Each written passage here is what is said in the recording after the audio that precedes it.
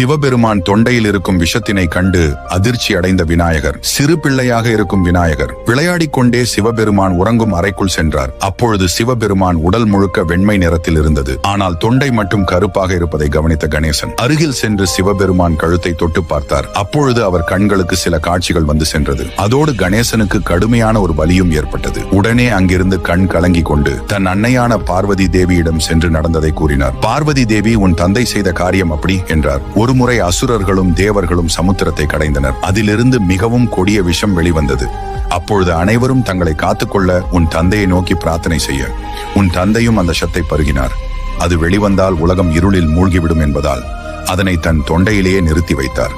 அந்த சமுத்திரம் விஷ்ணுவிற்கு லட்சுமி தேவியை கொடுத்தது, தேவர்களுக்கு அப்சர கன்னிகளை கொடுத்தது, வானத்திற்கு சந்திரனை கொடுத்தது. ஆனால் எனக்கு மட்டும் வலியை கொடுத்தது கணேசா. சில சமயங்களில் நம்மை நாடி வந்தவர்களின் பாதுகாப்பிற்காக என்ன வேண்டுமானாலும் செய்யலாம். ஆகவே உன்னை பிரார்த்திக்கும் பக்தர்களை என்றும் கைவிட்டு விடாதே கணேசா என்று அறிவுரை கூறினார்கள் பார்வதி தேவி. உங்களுக்கு கணேசர் பிடிக்கும் என்றால் பால கணேசா என்று கமெண்ட் செய்து நமது சேனலை சப்ஸ்கிரைப் செய்து கொள்ளுங்கள்.